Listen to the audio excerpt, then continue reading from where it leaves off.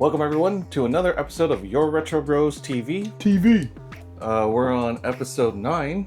Oh wow! Yeah, right? Look at us growing up. Almost double digits. Oh my God! Who do we think we are now? I am Gio, the dude, AL986 for those that remember me on Twitch.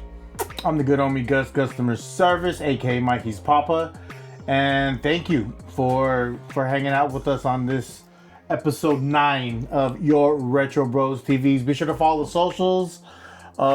Please like, subscribe, all that fun stuff. It really means a lot to us because this is something we've been wanting to do for a long time, and the fact that we're making time and we're dedicating and we're moving. Just want to show our appreciation to y'all. So please like, subscribe, all our stuff. Tell your friends. We're fun. Definitely fun. We appreciate all of you. Absolutely. And before we kind of dive into our subjects, let's go to toys on the table. Okay. Let's go to toys on the table. I'm gonna start on my side. Sounds good. MC Hammer. MC Hammer is a very important part of Bay Area culture. He was larger than life. He had a huge entourage. He helped everyone as far as like his stage show, his stage presence was huge, bigger than life, and he came with it. And then he's a real Bay Area and a real Oakland dude. He was a bat boy for the Oakland A's. And he, in my humble opinion, is one of the most important Bay Area music forces that the world has ever seen. So shout out to Mr. MC Hammer. He had a cartoon that had talking shoes. Oh yeah. Yeah, he had a cartoon. That's been a while. He had a cartoon, and if you do your research, there is enough people in the music industry that would say, don't fuck with MC Hammer.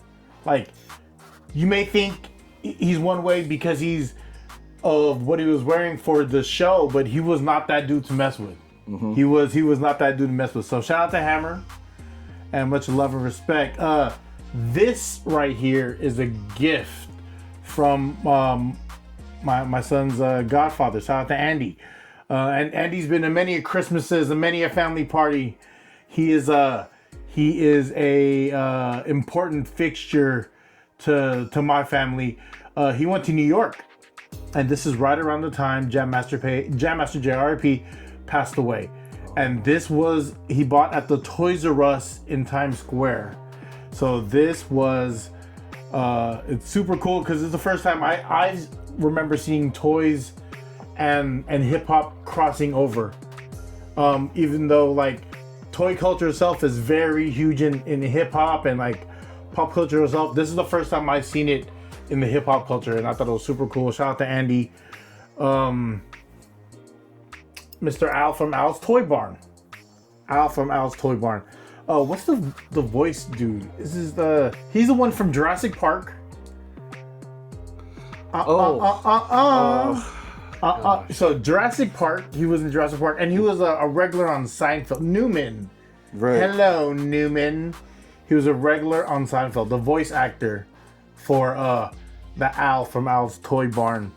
Why this is important, and I literally just took it out of the box. Why this is important is because this is my son's favorite movie, Toy Story 2. That was his love for like Disney. It was him falling in love with Toy Story 2. And Al from Al's Toy Barn was the bad guy, and it was so cool that he's a full-on chicken suit. He comes out of the chicken suit. He has clothes and everything, but we're gonna keep the chicken suit on him. Okay, that's just how we're gonna roll. But Mikey's favorite movie. What's the actor's name? Wayne Knight. Wayne Knight. Fun fact: in Jurassic Park, each scene he's in is a tribute to a different Goonie. Oh. In Jurassic Park, each scene is a tribute to a different Goonie. So that's why we had so many like different outfit changes. Yeah. That Yeah. makes sense now. I never knew that. He had the Aloha print for Chunk. He had the I think Yellow rain jacket. rain jacket for Mikey. Right. Then he had the gray members only jacket and the t-shirt for Mouth. And Right. I don't know if he had anything for Data. But No, I don't think so. damn. Because he would have to have the trench coat or the giant backpack. Yeah. Right? The pinches of power. Pinches out to the pinches of power. Yeah. This right here is a gift. Also another gift. Shout out to Andy. From my best friend Andy. This is a Decepticon Takara New Era, meaning this New Era hat, and I love New Era hats. I love New Era hats. This New Era hat transforms into a Decepticon. And this is from Japan. I don't know where he bought this. Everything's in Japanese except for the word transformer. It's called Catbots. Super cool. Yeah. I love New Era hats. Shout out to True.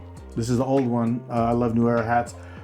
These two are He-Man figures, and they're not just any He-Man figures. I stumbled across these very recently. For me, my earliest memory of cartoons and toys is He-Man. Okay. I connect the movie He-Man to my father. Okay. So, like, that's that bond, that connection with me. And like I said, talking about how like hip hop crosses over to like mainstream. There's a very famous designer, R.I.P. Virgil Abloh. I'm sorry if I'm saying your name wrong. He was American fashion designer, DJ, and architect who rose to prominence during the luxury streetwear boom in the 2010s. He founded Milan-based fashion label Off-White in 2013. These figures is a collaboration with the Off-White brand. And for those that are familiar with like streetwear, when those Off-White Jordans came out, like there was a whole run. Like when the Off-White was doing everything, he collaborated with everything from Nike to IKEA. And this was the Masters of the Universe line that he came out with. There's a total of 4 figures. I've only bought 2 so far. The other 2 I'm working on. But as far as key figures I needed to have He-Man, I needed to have Skeletor. For me, Who are the other 2? it's Skelegod. I don't even know who that is. It's Skelegod and it's Battle Cat. Okay. Battle Cat's a must. Battle Cat is definitely a must. Battle Cat's a must. Oh god. Is that when he actually like obtains the power of the universe? That could be it. Right? It kind of makes sense. That could be it. And the design of these is a bit more of the modern He-Man and not the ones from the 80s that I grew up with. But because it was a collaboration with Off-White, and I do not own, up until recently don't own any Off-White products.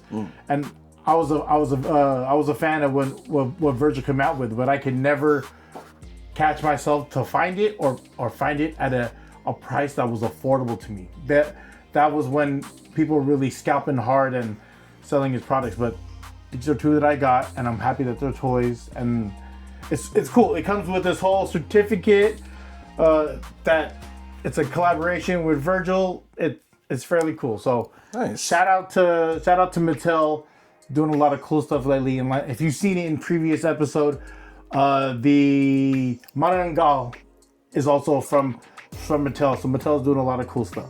So shout out to Mattel. Definitely shout out to Mattel. So earlier this week, I sent you a is it confirmed, the confirmed lineup, or is it potential? I'm not sure. Let's say it's potential. Let's say it's a potential lineup. Let's say it's a potential or lineup. at least what someone is hoping will be if there's going to be an updated Street Fighter movie.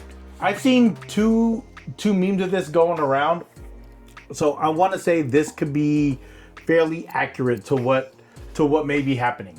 Okay. But just gonna give our thoughts and gonna share with us based off of this meme who the lineup for the Street Fighter 2 movie is gonna be. So I'm gonna have Gio tag it.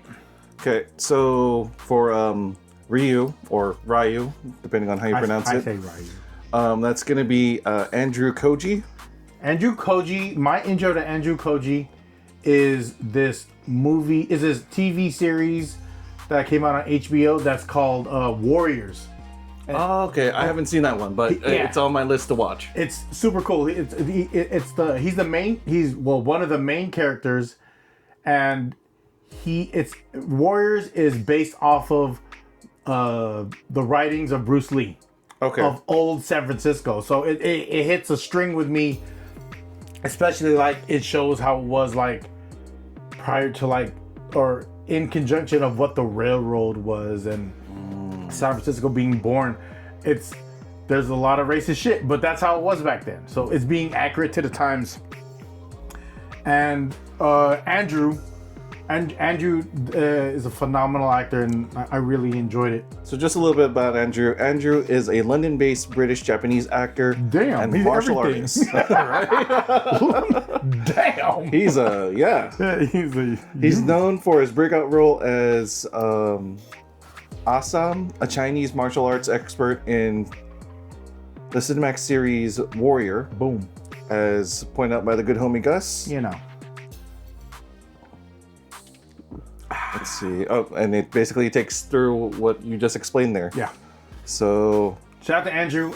If he's Ryu, I'm very excited. See that I could see it.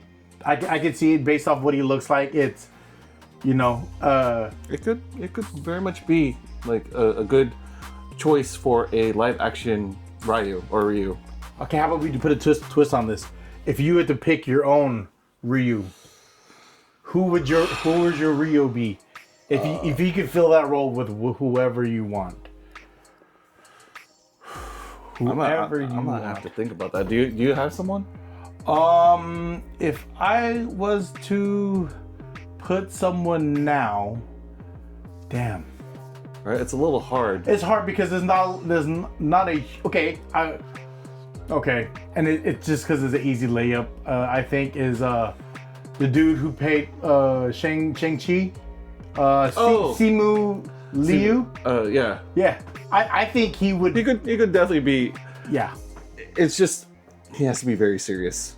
Because there's a certain level of comedy from Shang-Chi, and knowing him from like Kim's Convenience. I love that show. I love that show too. I love that show too. And and so that's where I'm like, I mean, but we see him do like a semi-serious role in Shang-Chi, like during some of the serious scenes, but it's also going to be in the back of your mind, like this guy was also Shang-Chi. Yeah. If you have a recommendation who this should be, right? Comment, let us know. But I think that's the only one I could think of who could fit the role and knows martial arts. Right. It's hard for me. Yeah. So you make a good point. I also have been out of the like live action movie martial arts movie scene as far as like knowing who's acting now. Okay. So it's difficult for me. Too much anime.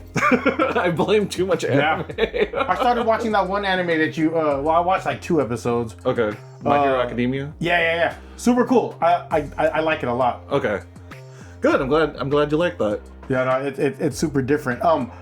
Another recommendation. Damn, we didn't have. Damn. Never mind. Go ahead. Okay.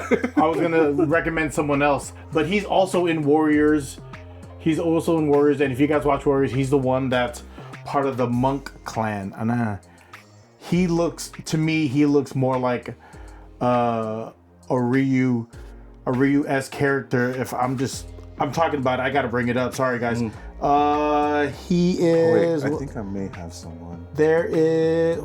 What the fuck? I'm sorry guys. Just a minute. All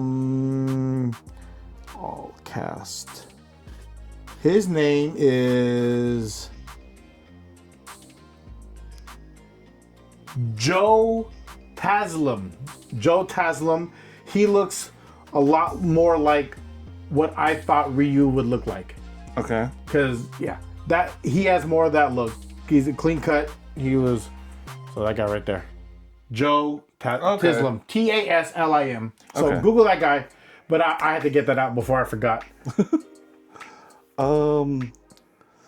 The guy that I just thought about now that could possibly do the role of Ryu, he's from the Wu Assassins. The Wu Assassins. From Netflix. It was a Netflix series. Okay. I believe it's pronounced Aiko Uwais. I don't know what that is. So this guy. Oh, okay. Right? He's an Indonesian actor? I think so. Dope. So Super dope. I feel like he could do it. Yeah, Right? I can see that. Because Ryu was more he had more like rugged features. Like I feel like the other dude is very sharp and like skinny features. I don't know, but that's just me. That's just me wishing. Next one. Okay, so we have Kalina Liang as Chung-Li. I have no idea who that is. She's pretty. Pretty chick. Chung-Li. Right. So Kalina Liang is a Canadian actress. Her films include Steven Soderbergh's Presence and J.C. Lee's Bad Genius. Look forward to learning more about you. Kalina Liang. Right. I don't really know her, but I feel like she could do the role justice. We can't talk about Chung-Li I knew you were gonna go there. Without mentioning Kristen Kruk playing Chung-Li in the movie from way back. Was it Kristen Kruk? Yes. It wasn't what's her name? The from Joy Luck Club? Or Chun-Li, sorry. Chung-Li, yeah, Chung-Li, right? From Joy Luck Club? That was not Joy Luck Club. Crouch the Tiger, Hidden Dragon. Oh, Fennec. Michelle, yeah. Fennec, right? Wasn't she Chung-Li? Oh no, that's are you talking about Ming-Na Wen? Sure.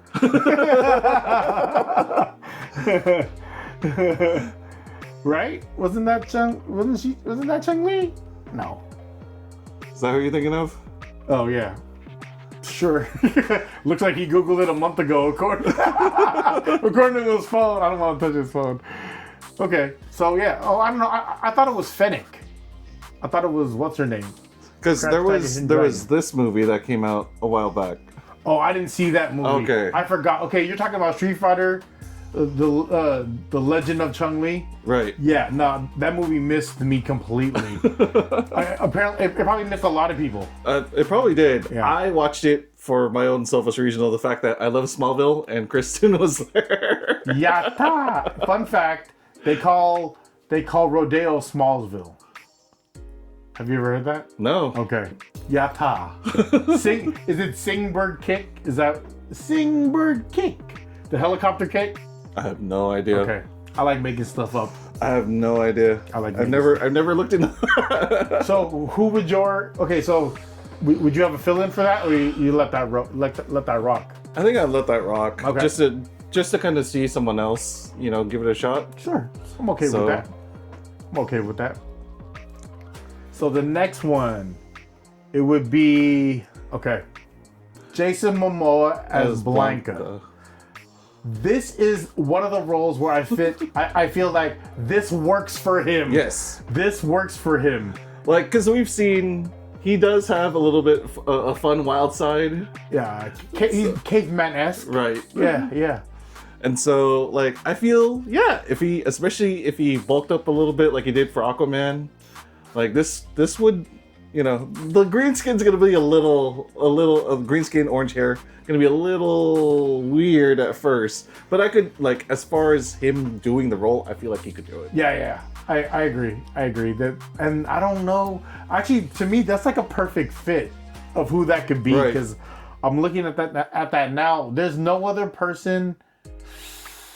I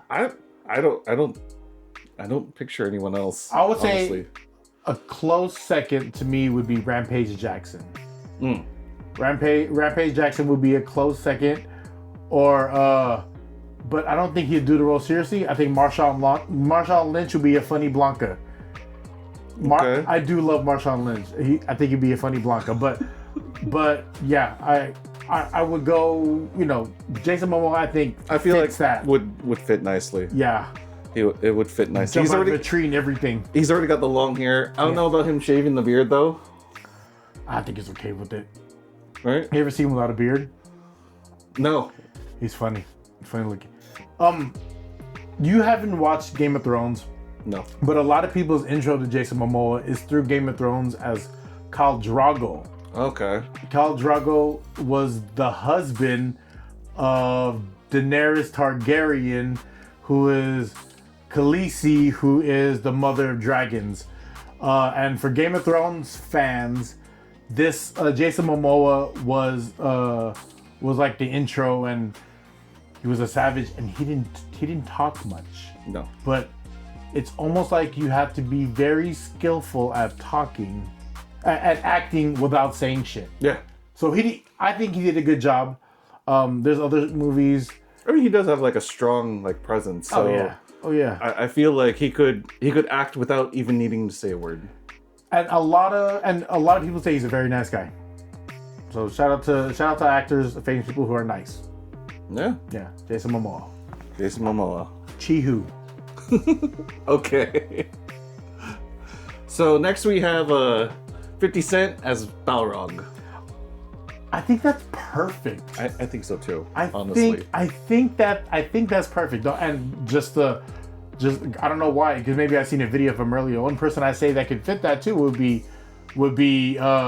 Rampage Jackson, because he's an actual fighter. But 50 Cent as Balrog in the American version, aka M. Bison in the overseas version, is actually a perfect fit to me. I like that a lot. I want him to be bulky, like I want him to be like super buff 50. But I think that's a great addition. Okay. Because he likes to talk shit, and he's on his acting shit, and everyone loves 50 Cent. I like 50 Cent. I fucking 50 Cent. So next we got Roman Reigns as Akuma.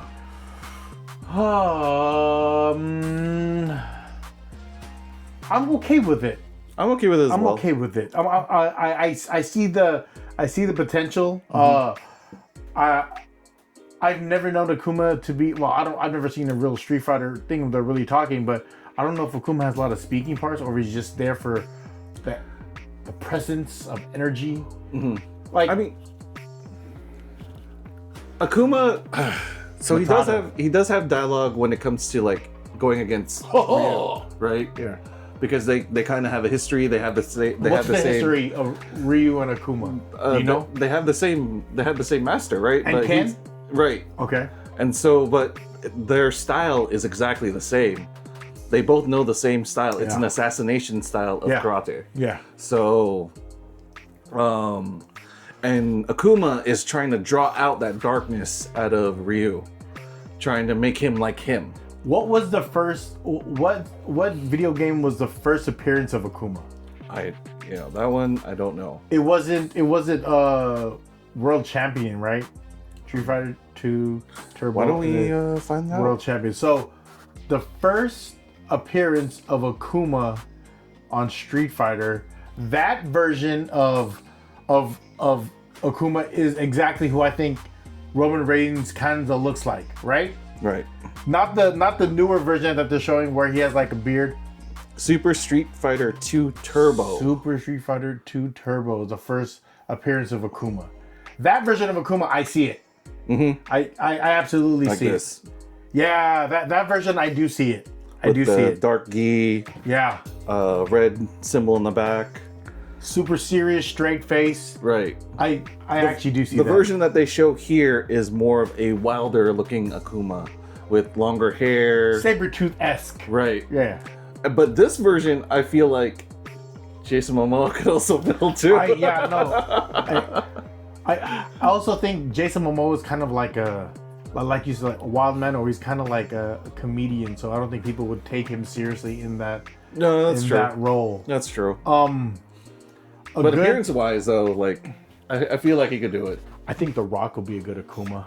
Yeah, he could be a good. I think The Rock will, because there's no facial hair. He just has the long hair, but people might look at him differently. But I think I can plug and play The Rock in a lot of these figures. Right. Okay. He could fit in a lot of Yeah. roles too, Yeah. for sure. All right, so moving on, we've got I'm going to butcher this, so forgive me. Noah Centineo Sounds right. as Ken. Okay. I can see it. I don't know who that is. I don't know who he is either. So looking, quick Google search. Quick search on the internet because Google's not paying us. So Noah Centineo is an American actor who first appeared on Disney Channel's Austin and Ally and played the main character in The Fosters. Nice.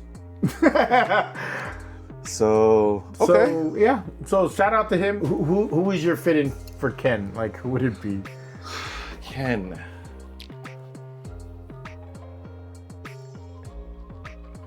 I have mine. This is gonna be a little weird. Good. I have mine though. We're good. Oh my gosh. Okay. So I feel Ryan Gosling could actually do it. Straight up. Oh, straight up. No. Okay. So no it wasn't lie. weird. It wasn't weird. We were on the same wavelength. All right. Cool. Cause I looked and I was like, I'm like, that could be Ryan actually. clean cut white boy. Right. You know what I mean? It's kind of almost like a Ken doll. Oh, that's great. Almost like a Ken. That's great. Oh, that is so funny. Yes, Right? absolutely. Yes. All right, Yes. we're Sorry. subbing him out. Cheers to Ryan. Cheers Cheers to Ryan. Yeah. Stop Ryan Gosling, dog. You'd be the perfect Ken for Street Fighter. Fight for the role. Fight for the role. Yeah, Seriously. we got you.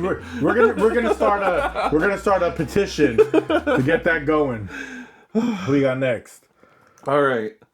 Vega, and would be played by Orville Peck. I have no idea who Orville Peck is. I apologize.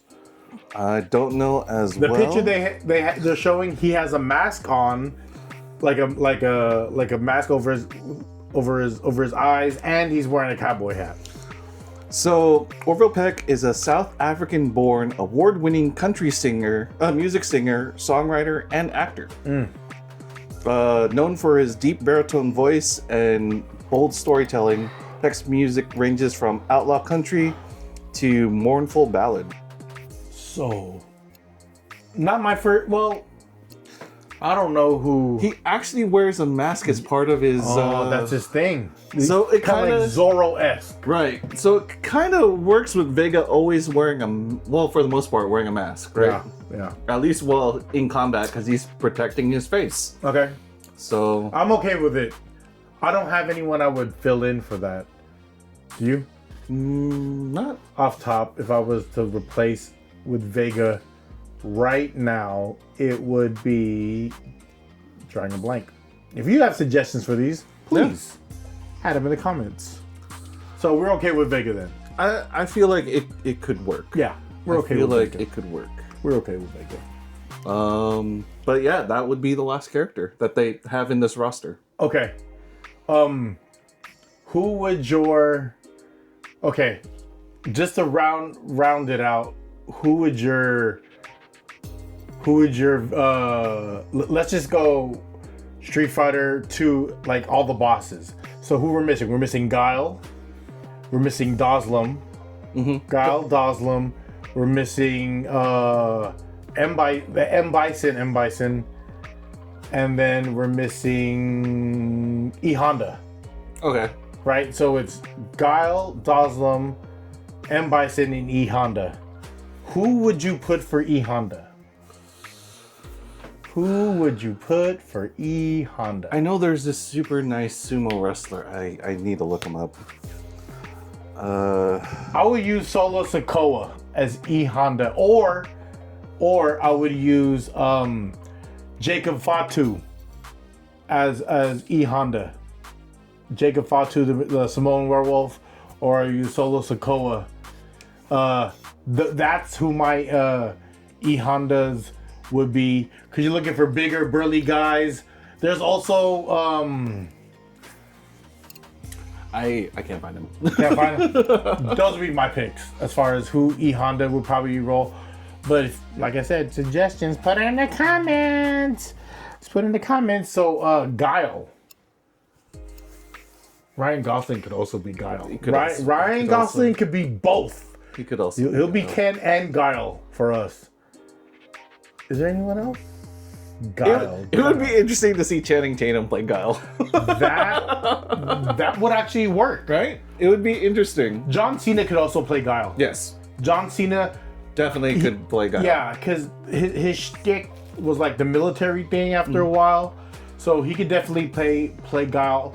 And I'm just using a lot of wrestling figures because you have to be active for these roles, right? You have to have some kind of like training and fighting and combat. So that's why I feel that you said Channing Tatum for Guile. I also feel John Cena would be a great Guile. Da, da, da, da. Let's see. Tom Hardy could also be a possible Guile. Tom Hardy, who's that again? Guy who plays Venom. Oh. Eddie Brock. Oh. Right? Oh, okay.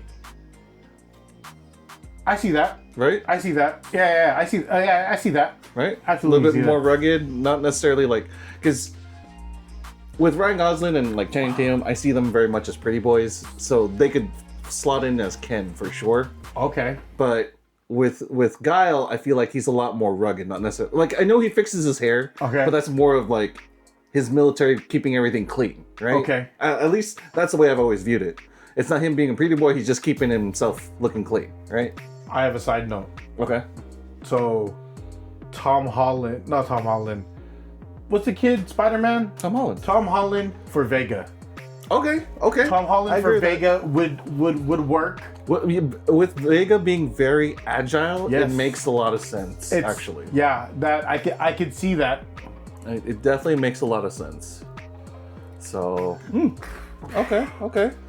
And who are we missing? Who are we missing? Is it M. Bison and Doslam? Yeah. Is Okay. it Doslam or Dulcim? Oh, I said Doslam for years, so if I'm wrong, holler at me. Let me know in the comments. I'm not sure. Doslim. I'm thinking M. Bison. I mean Tom Hardy. Well, no, not Tom Hardy. That might work though. It might work. It might work. When I think of M. Bison, I think of someone with a butt chin. Someone that's very chinny, right? Right. M. Bison has to be very chinny. Who's chinny? Jake Gyllenhaal is super chinny. You know who would be interesting as a M. Bison? Chris Hemsworth. I thought of that for Ken too. Yeah, it could also be another Ken, but I feel like he could also be that imposing too, because we've seen him in serious roles. Mm-hmm. So I feel like he could also be that imposing. Like take it back to Year One Thor. Year One Thor, yeah. Right? Year One Thor. So I like that. Right? I like that. Yeah, it would be a nice, especially like he has that like intimidating, broody presence at times. So I do like that. Right? That actually works a lot. Doslam, I don't. That's a little hard. Yeah, there's not enough Well, hold on. I don't know enough representation for someone to play that role. There's that guy from. Have you seen what is that? Have you seen Pitch Perfect? And there's an Indian guy on the guys singing team. Oh. Just because he's Indian, I don't know. Oh, I know. I was thinking the guy from Eternals. Which one is that? Eternals. Kamali Ali Nanjiani. I hope I pronounced your name right. I apologize. Say it again. There. Oh, was he in Eternals? Yes. Oh. I feel like he could do it. Yeah, I like it. I feel like he could do it. I like it. So there is a show called Parks and Rec. Okay. And then There is an actor on that. What the fuck is his name? He's on the his show is The Master of None, and he was he's super close to Kanye at one point. Aziz Ansari. Aziz Ansari for Dawson. I think that'd be kind of funny. It'd be interesting. Let us know your guys' pick. Yeah. As you know. And again, we apologize for butchering any names. Yeah. No ill intent. No ill intent at all. We're figuring it out, guys. Yeah. Yeah. I feel like that rounds it out nicely. That's a solid cast. Yeah. What would we say? We said Ryan Gosling for Ken.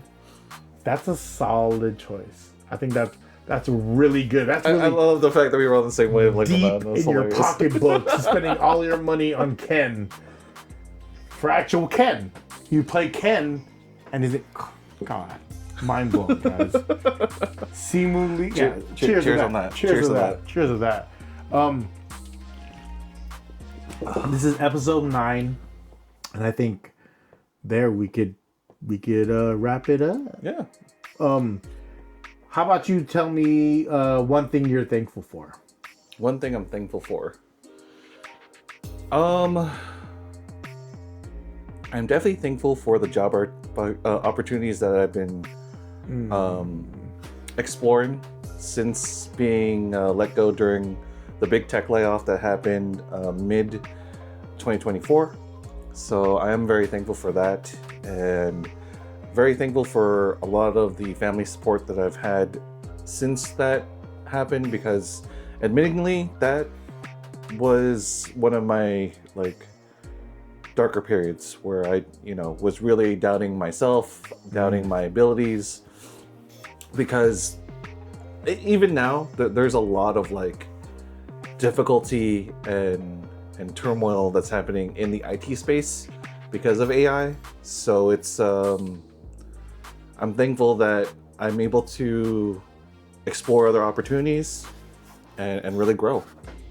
Yeah, pivoting. Knowing when to pivot is important, right?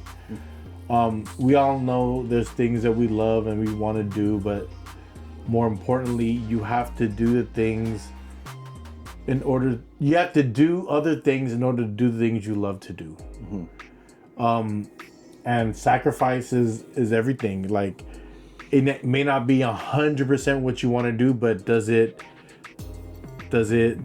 put food on the table? Does it provide a better lifestyle for you and your family? Then sometimes you just gotta bite the bullet, and you have to be unselfish to a point to where it's this is not exactly what I want to do, but if I could help make my family's life a little easier, that's super important, man. I have friends, and who know people who are super talented, but will put their, I don't want to say pride, or put their what they want to do over taking care of their family, from what I heard. And it's sad, because when you see someone with so much talent and they could be utilizing that talent just to sharpen up their skills, so when they do it for things they need to do, they are on point, or they could just focus on little things they just want to do. That I feel there's a two-way street there, and especially if you have a family, your family should come first, and you need to be able to be a provider and be a good example of, if you especially have kids, be a good example of what a good partner should look like for your children. But everyone does their own thing. But when I see talent and it's not being utilized the way it should be, it breaks my heart, because I was like, damn, I wish I could do what you do. There's times I see this guy Gio working, and I was like, damn, I wish I could do what you do. I don't have the patience for editing, but I'm trying to figure it out. Everything here, the first 3 episodes were shit, and he had to piece it together with crazy glue. We upgraded equipment, we got better at we got more streamlined in what we're doing, and we figured it out. Gio does all our editing. He does all the stuff that we see on socials. And this is something that he's picked up with and he ran with, and we are growing. Like granted, we've known each other a long time. Like, we're figuring out how to work with each other, and as I told him, as long as we're still having fun, we're in a good place. Mm-hmm. So I am thankful for you. I am thankful for you as well. This is episode 9 of Your Retro Bros TV. Holler.